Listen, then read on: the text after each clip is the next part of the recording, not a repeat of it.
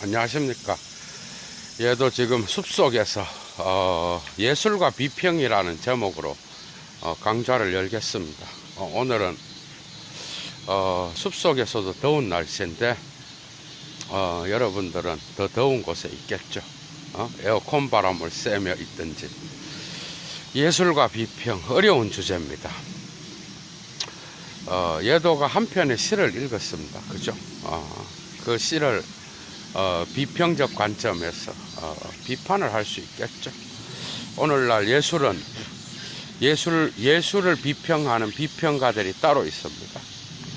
이러한 주제에 관하여 사실 엄청나게 중요한 그러한 건데 예도의 고민을 씻어주기라도 하듯이 아간벤이 자신의 내용 없는 인간에서 마침내 비평의 특징을 이야기해 줍니다. 그래서 예도도 오늘 비평가들을 여지없이 박살낼 수 있는 그런 근거를 오늘날의 미학의 대가인 아간벤으로부터 얻었습니다. 그러나 제가 예도가 또 예도의 철학을 하는 자로서 아간벤을 따라 하지는 않겠죠. 비평, 어려운 문제죠. 과연 예도는 그렇게 생각합니다. 예도는 예술가이면서 비평가가 나올 수 있을까? 서구도 어렵습니다. 예술을 하는 자이면서, 그림을 그리는 자이면서 비평가가 된다? 아이고, 속아 웃을 일입니다, 여러분. 서구에서 비평가는요, 평생을 공부한 자예요. 비평가가 무슨 논문 하나 쓰고 뭐 이런 수준이 아니고 그런 수준이 아니라는 거죠. 예술가이면서 비평가, 뭐 독일에서 공부를 했다. 뭐 많은 사람들이 예도를 만나면 열등감에 의해서 내가 아는 사람이 독일에서 공부를 했대. 알고 보면 미술대학에서 공부를 한 거야. 수준을 여러분들이 알면 그런 소리를 예도 앞에서 감히 철학을 공부하고 미학을 공부한 자한테 그런 얘기를 할 수 없겠죠. 예도는 그렇게 생각해요. 시인이면서 시를 비평할 수 있을까? 가능합니다.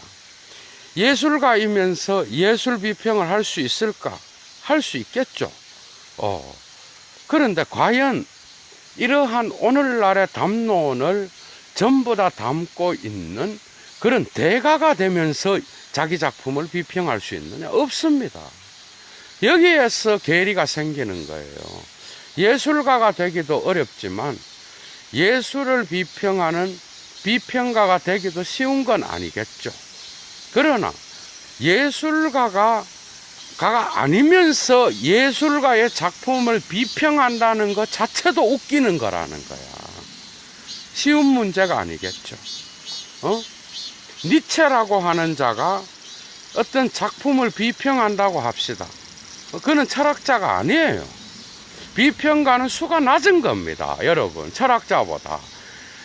이 말은 뭔 말인가 하면 비평가는 철학으로부터 빌려서 작품을 비평하겠죠. 오늘날 구조주의를 모르고 기호학을 모르는 자가 오늘날의 예술 작품을 비평한다는 것은 속아 웃을 일입니다. 속아 웃을 일.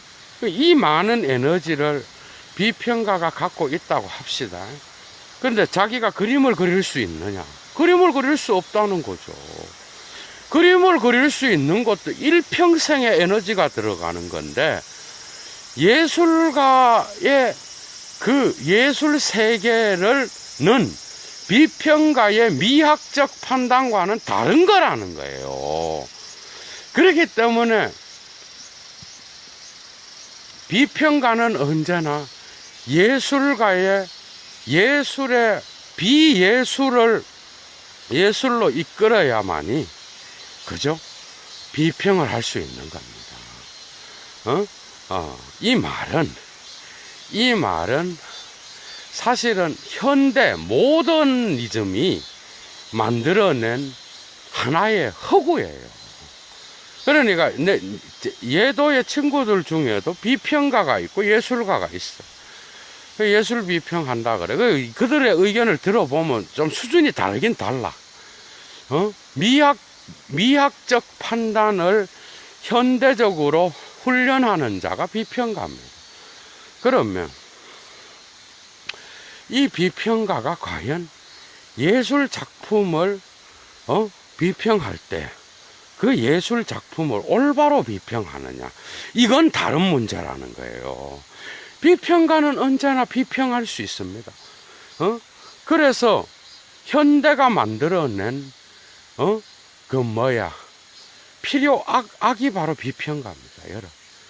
여러분 시를 쓰는 자와 시를 비평하는 자가 동일한 인물일 수 있어요. 그래서 대가라 그러기도 하고 그러는데, 이것도 속아 웃을 일입니다. 위대한 서양의 대가들은 다 시만 썼습니다. 비평가는 시의 대가의 똥구멍을 따라가는 자야. 이해가 돼요? 여러분들, 내가 예를 들어서 1800년대 19세기에 프랑스의 어떤 예술을 비평하는 시와 그림과 이런 것들을 비평하는 그런 잡지가 있었어. 여러분, 19세기죠. 18세기에 그 잡지의 작품들을 보면 삼류소설가로 구성되어 있습니다. 여러분, 삼류소설가로 구성되어 있고, 그 다음에 그 삼류시인, 쉽게 말하면 말라르메라든지 랭보라든지 그 전 세기의 스탕달이라든지 보들레르, 여러분, 이런 문학 세계에서 세계적인 어떤 작품으로 오늘날 인정을 받는 그런 사람들을 예술 작품을 구성하는 그런 비평지에 그걸 실었느냐? 하나도 안 실었습니다. 여러분, 그러니까 우리나라만 그런 게 아니고, 그게 내가 무슨 신문에 나왔다, 내 작품이 어디 일보에 실렸다, 참, 여러분, 자본주의 사회는 그게 통하죠. 여러분, 이게 허구라는 거를 이미 대가들은 다 가르쳐 주고 있는 거죠. 허구죠, 허구. 그래서 자기 작품이 돈 주고 실든 어디 신문에 한번 실리면 오만 페북에 도배질이 되고, 그래도 대가들은 그걸 숨기는 자도 많아요. 숨기는데 이제 그 인터넷이라든지 이런 거에 어떤 그 현대적인 이런 그 매체에 의해서 자동적으로 올라가는 경우는 있어요. 어디 올라왔다. 그게 바로 여러분 스탠다드가 되는 거예요. 여러분, 예술에. 비평가는 예술가의 예술을 알 수 없습니다. 아무리 지랄을 해도 양철북을 쓴 누구야? 양철북을 쓴 귄터그라스가 문학까지, 그가 그림을 그린다고 해서 그림을 그리는 예술가가 될 수는 없는 거예요. 그냥 애호가로서, 그러나 애호가로서 그림을 그려본 자는 또 자신의 문학 세계에서 자신의 어떤 그 예술에 대한, 여기서 예술은 좁은 의미의 예술입니다. 그림 세계에 대한 또 다른 통찰은 가질 수 있겠죠. 그러니까 이 비평가가 예술가가 되면서 비평을 하면은 좋겠죠. 불가능한 거예요. 이해가 됐어요. 철학자가 그림을 그리면서 철학을 하면 오늘날 같이 학위 쪼가리 하나 받으면 어디서 전문가 행세를 할 수 있는 이런 시대에는 나는 예술 비평가면서 예술가입니다 하면서 명함을 쓸 수 있겠죠. 그러나 그것은 대중들을 속이는 거라는 거야. 알았어요? 아무래도 인문학을 하는 철학자와 예술가가 만나면 대화할 수 있겠죠. 그러나 한국의 예술가는 워낙 또 공부를 안 하기 때문에 쉬운 문제는 아니에요, 이게. 쉬운 문제는 아닌데, 대가들을 만나면 통하는 게 있겠죠. 그러나 철학자는 백날,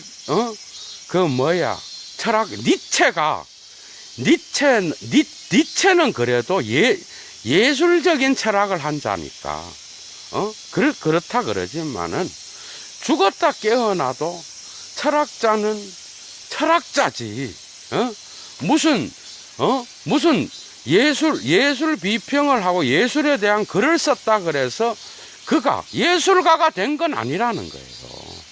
이 괴리에서 나오는, 어떤 엄청난 건널 수 없는 다리가 있습니다, 여러분.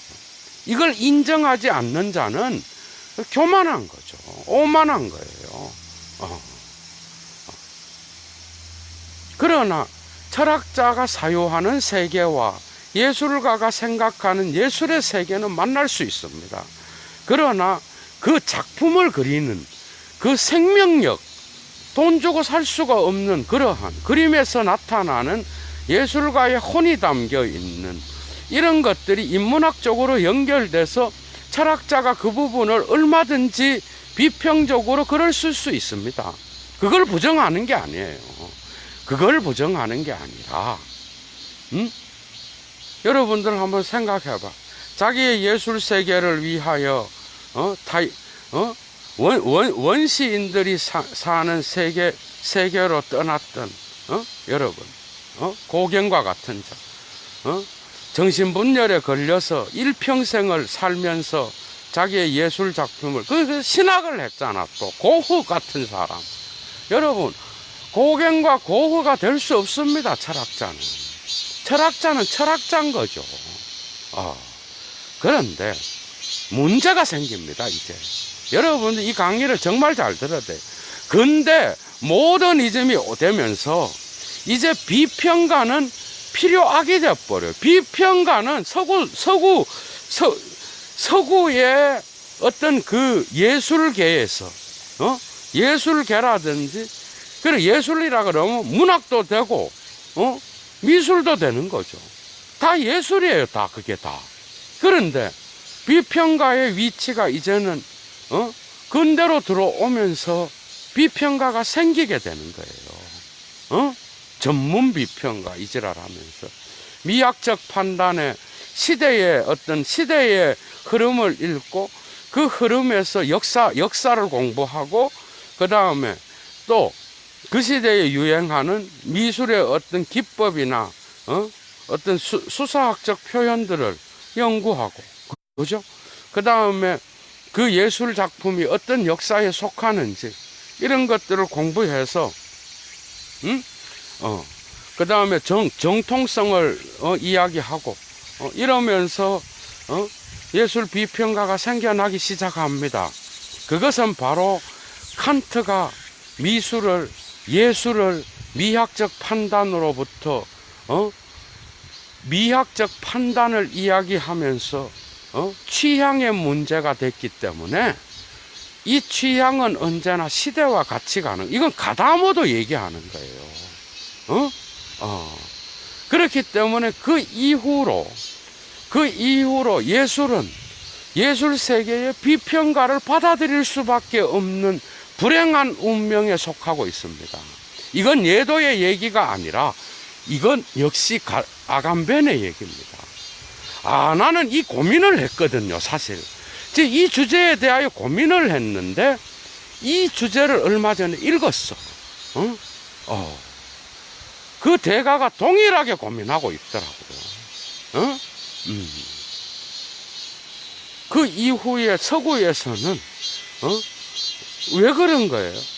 칸트 이전에, 현대 이전에 중세까지만 해도 예술은 예술가의 혼이 있었고 예술의 비평은 아무나 할 수 있는 게 아니었어요.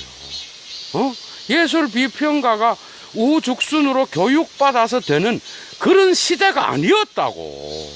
왜냐하면 예술 작품 안에서의 예술의 비평은 언제나 예술의 생명력을 죽여야 가능한 게 예술의 비평입니다. 미학 전문가 무슨 개지랄을 하는 거죠. 무슨 전문가? 철학에서는 단지 인간학과 연결해서 보편적으로 예술을 이야기한다는 거죠. 수가 낮은 거죠, 비평가가. 이해가 됐어요. 그래서 그 그림이 좋다. 그 예술가는 대가리를 숙입니다. 우리 이 위대한 비평가님께서 내 그림을 인정해 줬어. 난 이게 지랄 같다라고 페북에도 맨날 썼어. 이런 거는 있을 수가 없고 예술의 생명력을 죽이지 않는 이상은 비평은 불가능하다는 걸 나는 맨날 얘기했어요. 그런데 이거를 누가 얘기해 주지 않나 싶어서 우연히 책을 읽다가 아간베니 내용 없는 인간에서 사장인가에서 이걸 주제로 이야기한다니까, 여러분. 근데 예도의 생각을 갖고 이야기해야 되겠죠. 아간벤을 따라가는 게 아니라. 그래서 현대 미학은, 여기서 미학은 철학입니다, 여러분. 한국의 무슨 이런 미술사, 이런 수준이 아니에요. 지금 내가 얘기하는 거는. 이들을 까는 거라고. 이것도 안 된다는 거야, 이것도. 그러나, 여러분들이 한번 생각을 해봐. 미적 판단이 취향이라 그랬잖아요. 취향은, 여러분 생각해봐. 취향은 취미고, 취미는 게슈막이야, 맛이야. 여러분, 맛이 좋은 게 있고, 맛이 나쁜 게 있잖아요. 그런데, 그 맛이라 그러는 거는, 맛이라고 하는 거는 사람마다 다른 거야, 여러분. 근데 우리가 봐서도 예술 작품이 괜찮은 게 있고 좀 덜 괜찮은 게 있어요. 똑같지 않다고. 이해가 돼요? 그걸 대중이 판단을 하는 거야? 아니면 전문가가 판단을 하는 거야? 시대가 판단하는 거야? 아니면 예술 자체의 세계가 판단을 내리는 거예요? 도대체 누가 판단을 내리는 거야? 어쨌든 칸트는 판단력 비판에서 예도가 지금 오늘 순수이성 비판 마지막으로 강좌 열고 실천이성 비판 2개 정도 하고 판단력 비판 원서 강좌를 3-4개 하려고 그럽니다, 여러분. 예도 TV가 이제는 거의 철학의, 서양 철학의 어떤 중심을 잡아가고 있죠, 지금. 데카르트도 오늘 다 올려놨고. 여러분 한번 생각을 한번 해봐. 그렇지 않나요? 취향은 어떤 좋은 취향이 있고 나쁜 취향이 있어요. 미학적 판단은 우리의 개념과는 관계없다고 말을 합니다. 칸트의 말을 따라가 볼게요.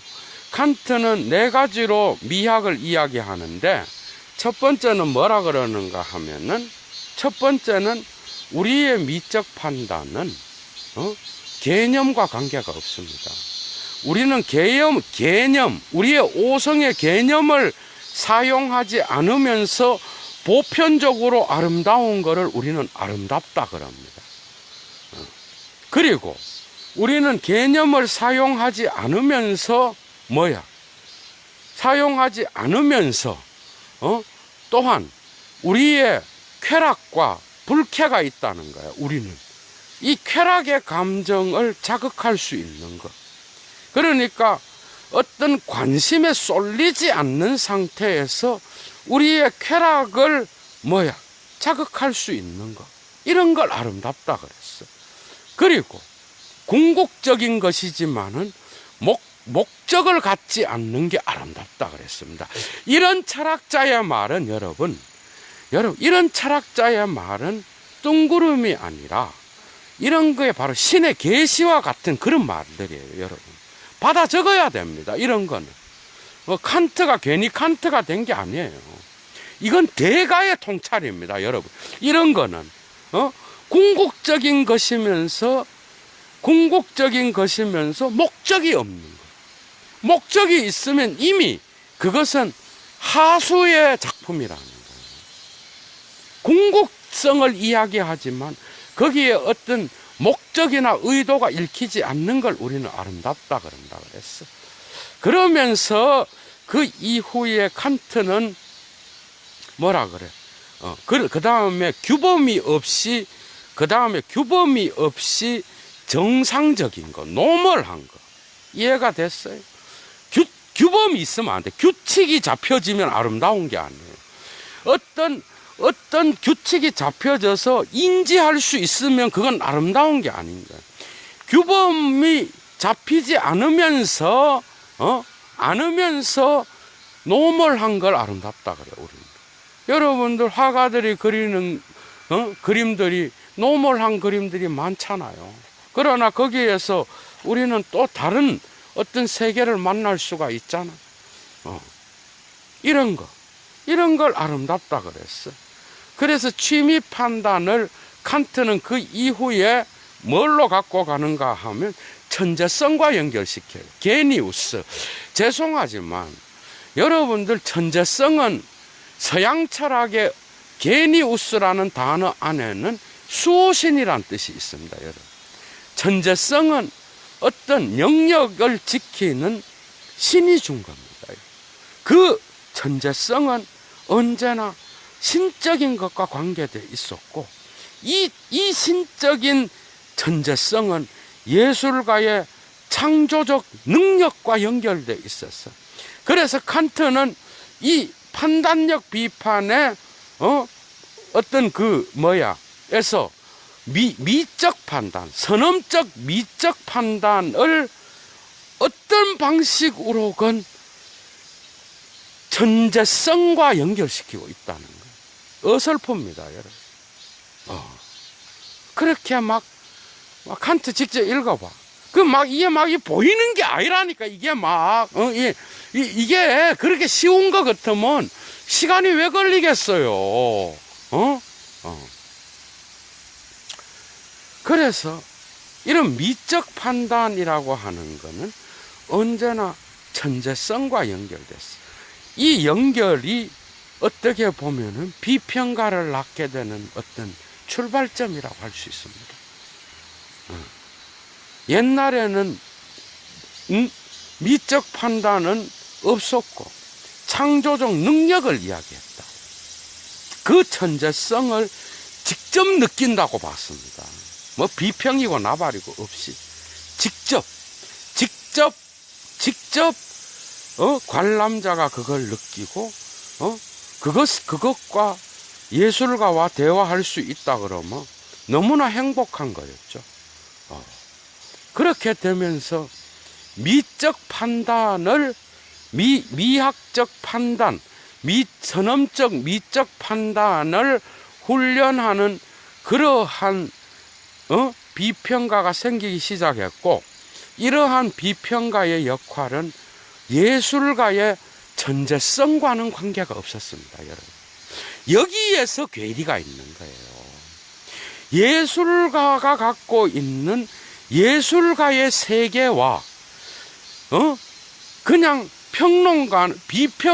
비평가는 결코 예술가의 예술의 세계에서 나타나는 그 수호신을 만날 수가 없는 거예요. 그는 결코 거기에 도달할 수 없어. 그 생명력을 죽여야만 비평이 되는 거야.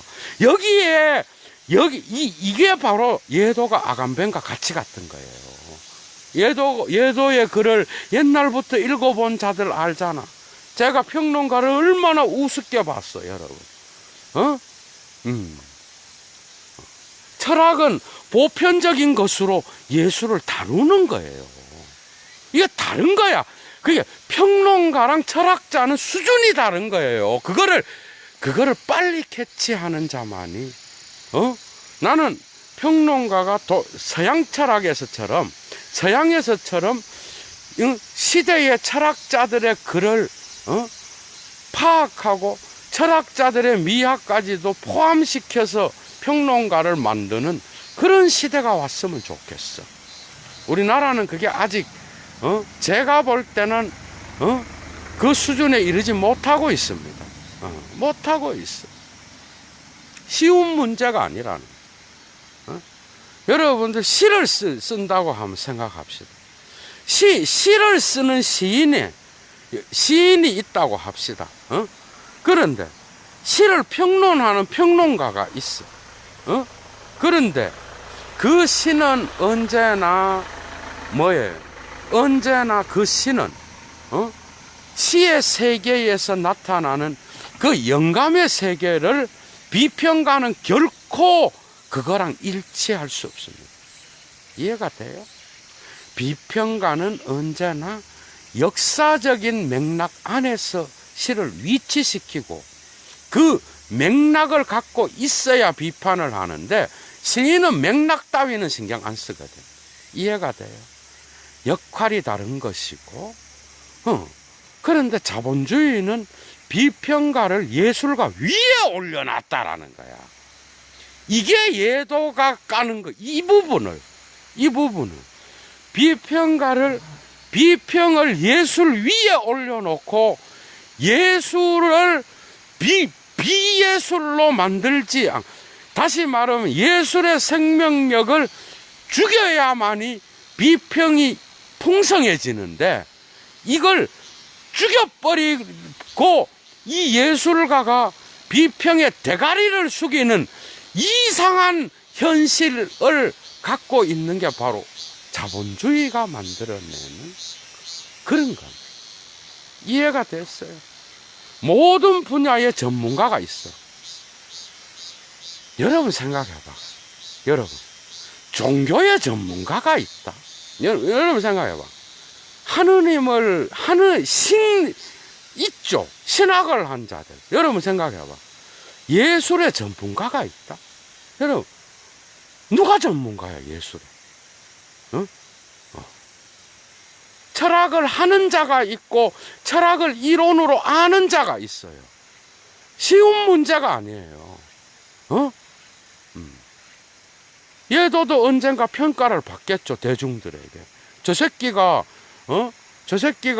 이론을 대충 이래가 하는 놈인지, 아니면 지가 진짜 사유를 하고 삶으로 철학을 하는 놈인지는 언젠가 대중은 평가를 내릴 겁니다. 여러분도 한번 생각을 해봐. 그게 다른 거예요. 그래서 비평은 분석적이지만 예술 작품은 생명력입니다. 분석은 언제나 생명을 칼로 난도질해야 가능한 겁니다, 여러분. 이해가 됐어요? 그러나 칸트는 더 나갑니다. 취향의 개념을 사용할 수 없다. 오케이. 그렇다 그러면 개념을 사용할 수 있다 그러면 미적 판단은 오성의 어떤 그 범주 속으로 들어와야 되는 것이고, 그죠? 여러분. 그 다음에 개념을, 이게 이제 칸트의, 제가 지금 말하는 게 칸트의 뭐예요? 판단력 비판에서의 미학에서, 칸트의 미학에서의 그겁니다. 그 안티노미야. 제가 지금 말하는 게 안티노미, 이율 배반이라고. 뭐라 그러는지 알아요? 취향은 개념을 사용할 수 있다.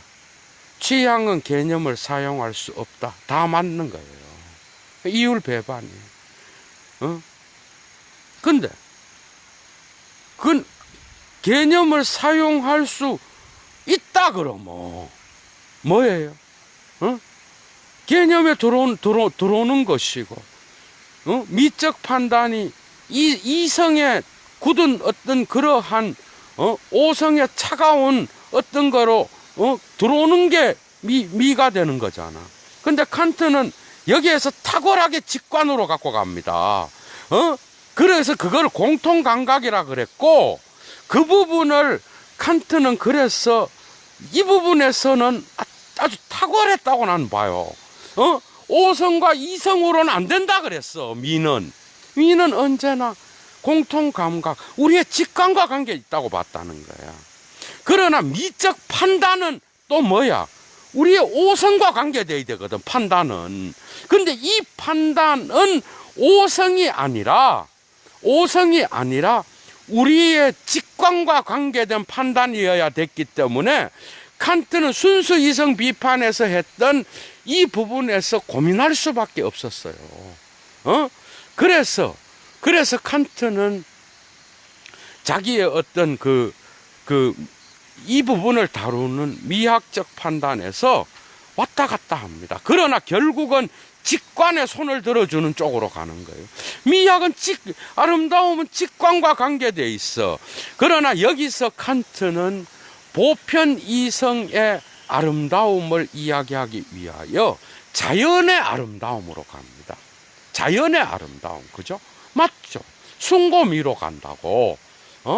그런데 개념을 사용할 수 없다 그러면 어떤 문제가 또 생겨? 어떤 문제? 분명히 우리의 취미에는 좋은 취미가 있고 나쁜 취미가 있다는 거예요. 비교할 수 있고 분석할 수 있다는 거야, 작품은. 아름다움은 우리가 거기에서 아름답지 않은 추함을 느낄 수 있고 아름다움을 느낄 수 있는 구별이 가능하다는 거야. 그렇다 그러면 개념이 있어야 되지 않느냐는 거야. 그러나 개념이 있다고 하기에 아름다움은 오성이라든지 이성의 어떤 굳건한 그러한 사용에 의해서 잡히지 않는다라고 보는 게 맞다라는 거예요. 여기에서 엄청난 괴리가 또 생기는 거예요. 이런 현상들은 헤겔 미학으로 넘어가는데, 헤겔은 자기네 작품에서 오늘날 예술은 학문이 되었다 그럽니다, 여러분. 이해가 돼요? 여기에서 이제 프랑스 미학에서도 막 비평가가 막 생겨납니다. 독일뿐만 아니라. 왜? 예술 작품에는 뭐가 있어? 형식과 구조가 있다라는 거예요. 형식과 구조. 그 형식과 구조는 우리에게 판단을 내릴 수 있는 대상이 될 수 있는 것이고, 그래서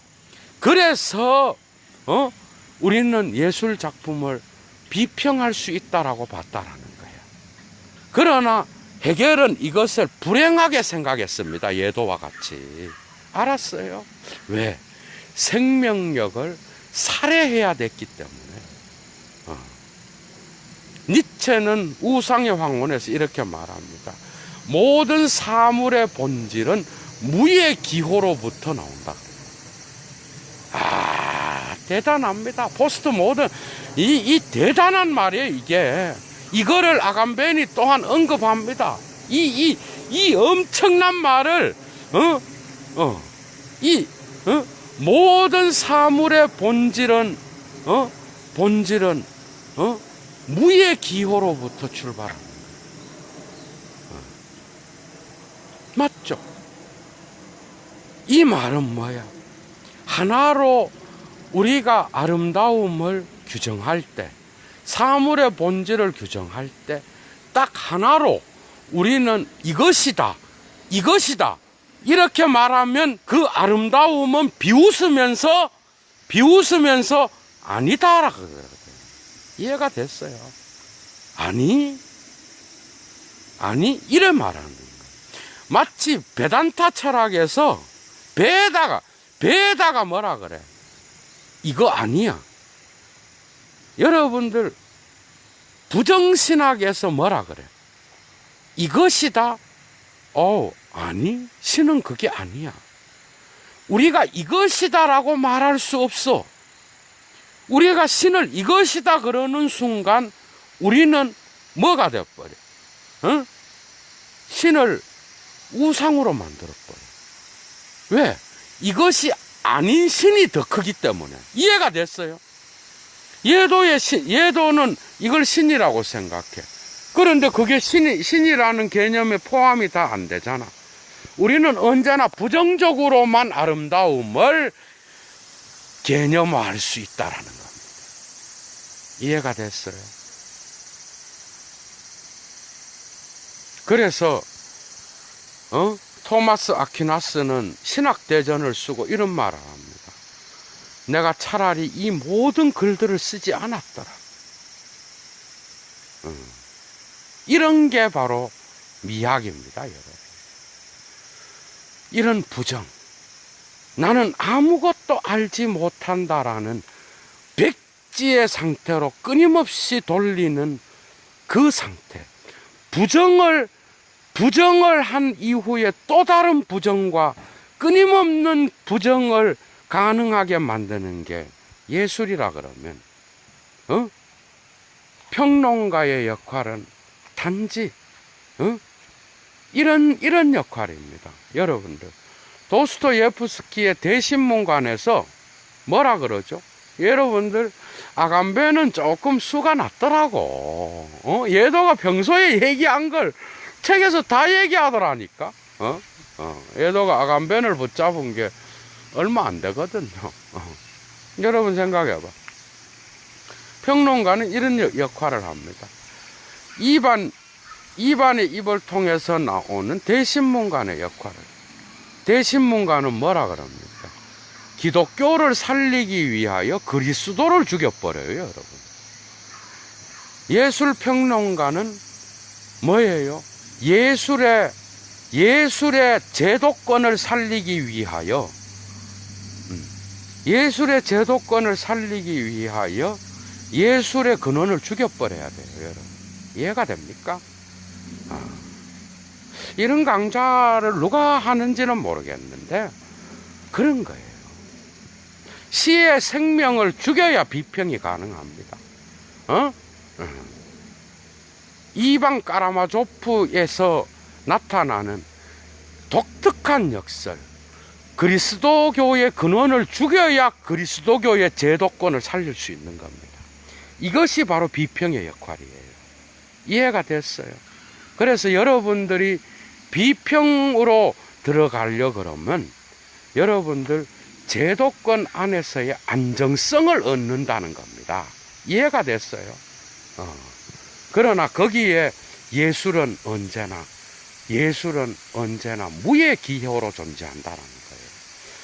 탁월한 분석 아닙니까, 여러분? 이런 강좌 들어봤어요? 이런 미학 강좌 들어봤어? 무의 공간을 지향해야 되는 거예요. 모든 새로운 것은, 모든 사물의 본질은 무로부터 나오는 거예요, 여러분. 이해가 됐어요? 무. 그 무가 뭐냐? 그것은 비평가의 공간도 되지만 비평가의 비평을 끊임없이 삭제하는 예술가의 세계를 이야기하는 거예요. 이해가 됐어요? 이 끊임없는 삭제를 허용하는 자가 위대한 비평가라고 저는 확신합니다. 맞죠? 충분히 따라오리라고 생각합니다. 그래서 예도의 친구들 중에 개나 소나 다 시인이야. 나는 뭐 우리 김연아 선생님 보고 하는 얘기 아니에요. 개나 소나 다 등단해. 다 시인이야. 뭐 나는 다 존중합니다. 시를 쓴다니까. 예도보단 훌륭하다고 봐요. 나 예도는 시를 쓰는 자는 아니니까. 그죠? 우리나라에 너무 넘쳐나. 서구에서 시인은 대단하거든요, 여러분. 장난이 아니거든. 철학자 우습게 보는 시인 한 명도 없어요. 철학 우습게 보는 시인은요, 그건 시인에 들어가지가 않습니다. 단지 삼류 대중과만 이렇게 대중의 감정만 가고만 이렇게 해갖고 이런 역사라든지 시대라든지 이런 거에는 아무런 관심이 없는 그런 시인들이겠죠. 같은 게 아니에요. 진짜 대가들 있죠, 여러분. 문학의 대가, 이런 다 이 만나는 게 있다고, 이렇게.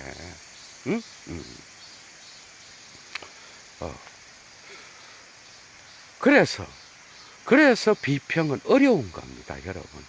요걸 뒤지도록 먹는 게 서양에서는 비평입니다. 이해가 돼요?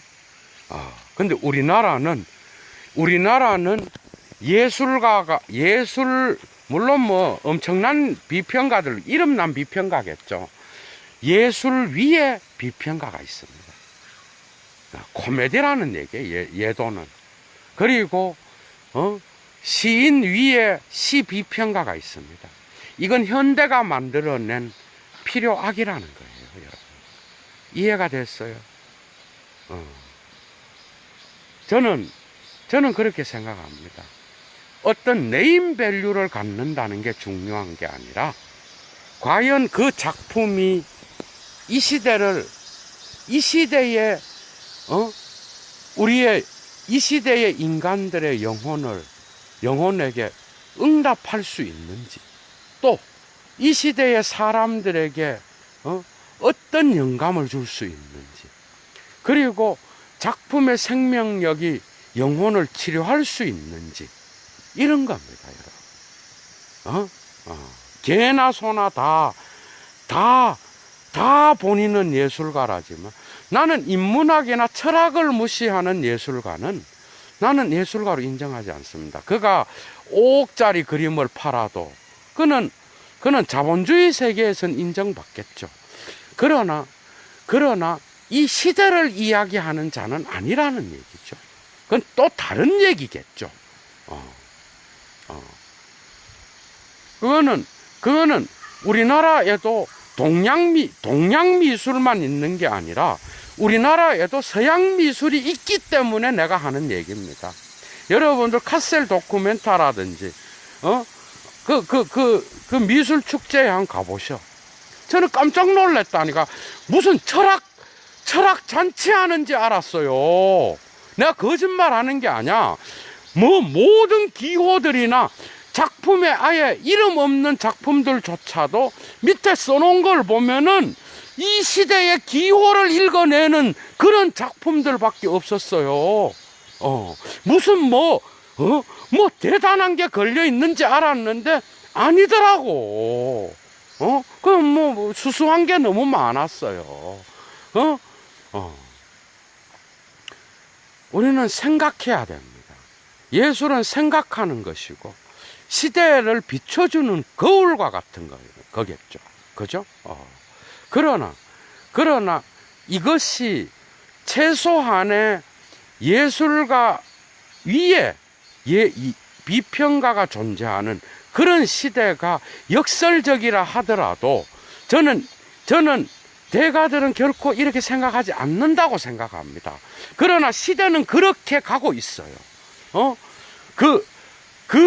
그래서 전문가의 위치에서 작품을 재단하는 자가 예술가의 생명력을 보다 위에 있다? 이거는 코미디라고 생각합니다. 이건 다른 얘기겠죠.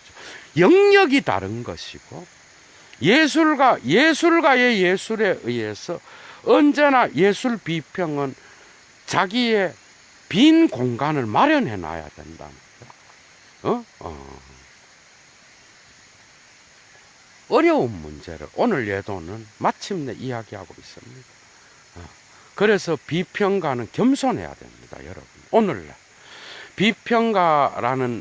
비평가가 되기 위한 그 노력들이 결코 예도는 그걸 무시하지 않습니다.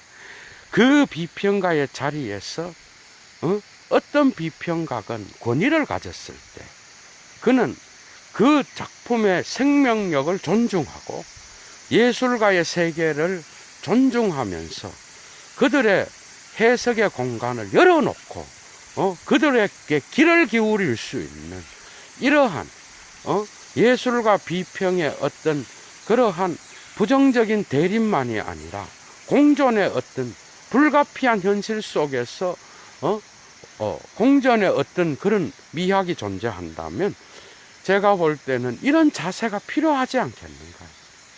저는 그렇게 봅니다. 어려운 문제예요. 어려운 문제. 그래서 오늘날 현대에는 모든 분야에 비평가가 존재합니다.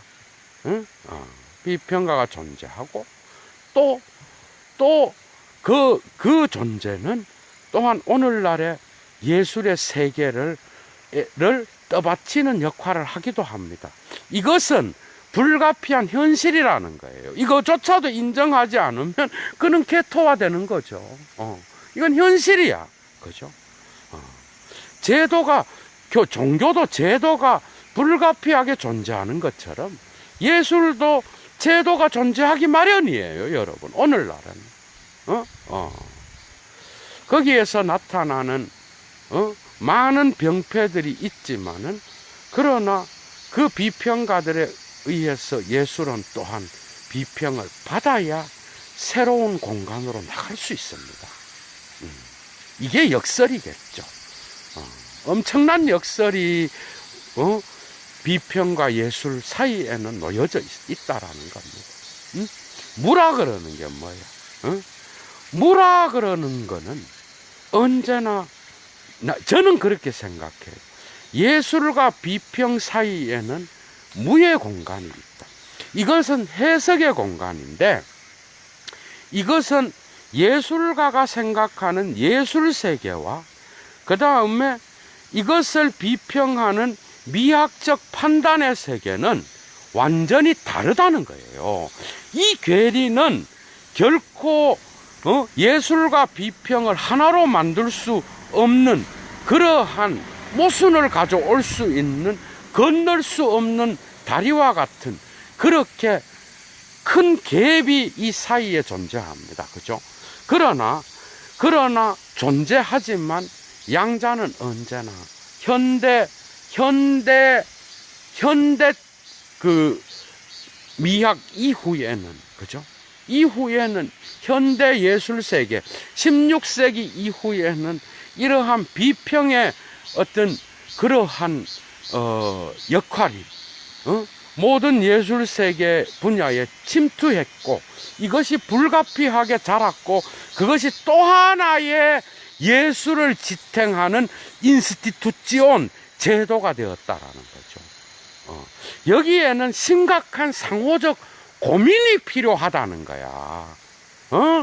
단순히 작품을 비평하는 미학적 판단을 가졌다는 자들이 단순히 작품을 난도질하는 위치에서 권위를 부리는 것이 아니라는 얘기를 지금 하는 거라고. 그것은 예술을 전혀 모르는 자의 행위라는 거예요. 그거는 안 되고, 그는 언제나 예술가들을 위한 예술의 해석을, 예술가들의 세계를 언제나 미학적 공간을 위하여 자기 비평의 자리를 마련해 두어야 한다는 이야기를 하고 있는 거죠. 저는 참 엄청 많은 생각을 했었어요. 이걸 이야기하기 위하여. 그런데 대략적으로, 그래서 예술은 학문이 되어요. 저는 예술가들에게 마지막입니다. 말씀드립니다. 공부를 하지 않는 예술가, 자기의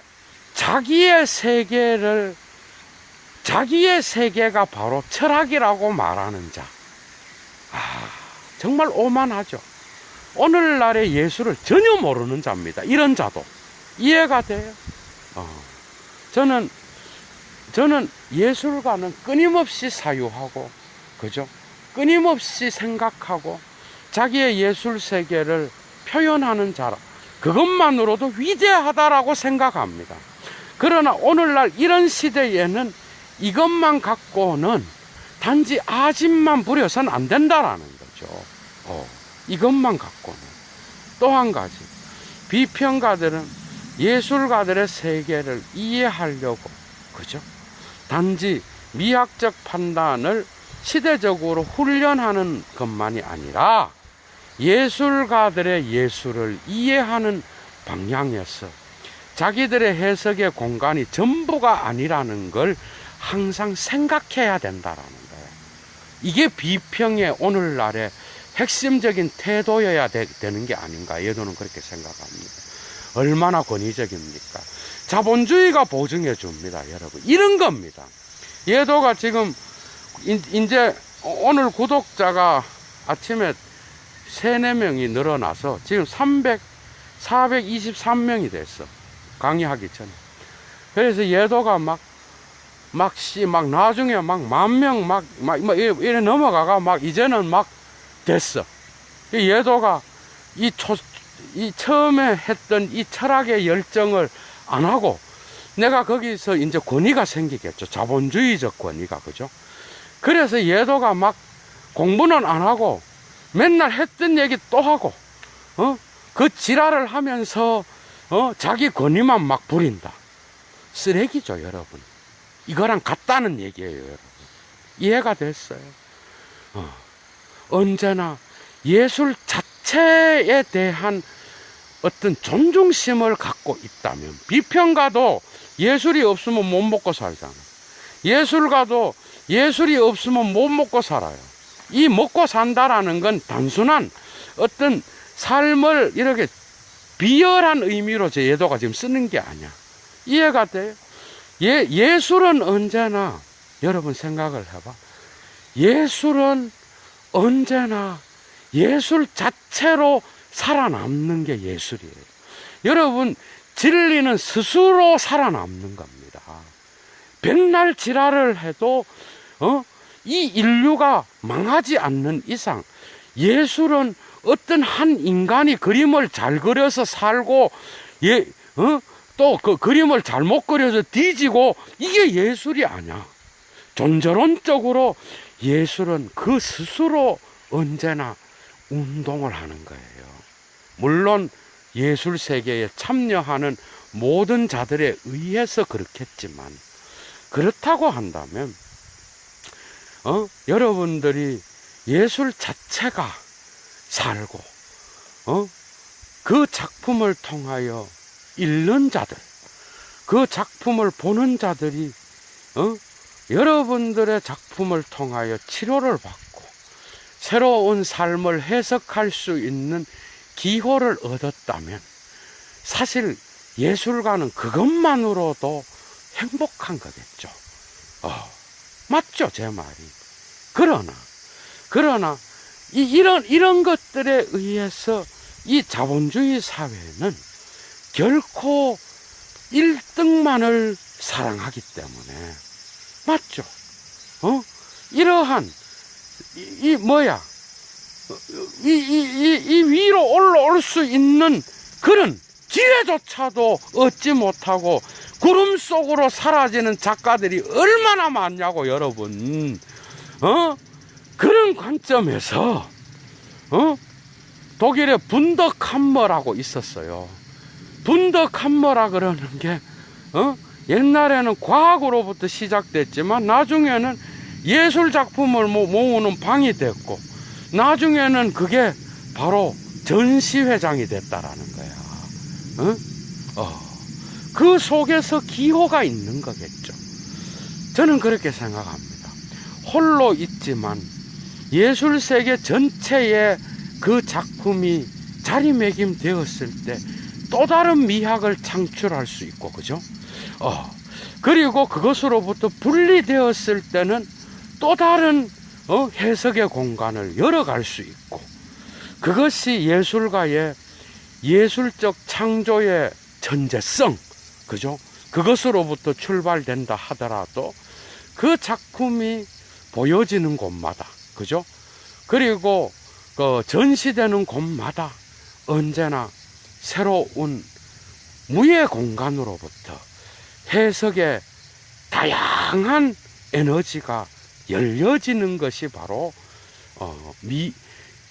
예술에 대한 올바른 미학적 현상이라고 한다면, 저는 이 무의 공간을 예술가들은 어차피 무의 공간 따위는 신경 쓰지 않습니다. 비평가들에게 저는 이 무의 공간을 항상 열어두려고 하는, 자기 비평으로서 작품이 끝난 것처럼 개지랄 떠는 이런 것 때문에 예술이 죽는 거예요. 이거는 비평가들의 몫입니다. 언제나 그 비평이 틀릴 수 있고, 그죠? 그 비평이 유한할 수 있고, 그래서 비평가들은 끊임없이 자기 자신의 해석이 차연의 공간, 무의 공간으로 물러날 수 있을 때에, 그때에 예술은 더욱더 멋지게 살아나지 않을까. 예도는 그렇게 생각합니다. 그래서 오늘의 어떤 주제는 상당히 어려운 주제였어요. 예도가 말하려고 하기에도. 그런데 만약에 3일 전에 예도가 내용 없는 인간에서 아간벤의 이 주제를 예도가 안 읽었다면 오늘 강좌를 못했을 겁니다. 왜? 예도는 예술가가 된 적도 없고 예술가의 심정을 헤아려 본 적도 없고, 단지 그 위대한 예술가들의 어떤 전기라든지 독일어로 읽었어요. 저는 고갱이나 고흐나 이런 거는 독일어 소설로 나온 걸로 읽었고 그런 걸로만 접했지, 예도는 결코 예술가가 아닙니다. 예도는 철학자지, 내가 무슨 예술가를 예술을 철학자로서 예술을 이야기하는 자랍니다.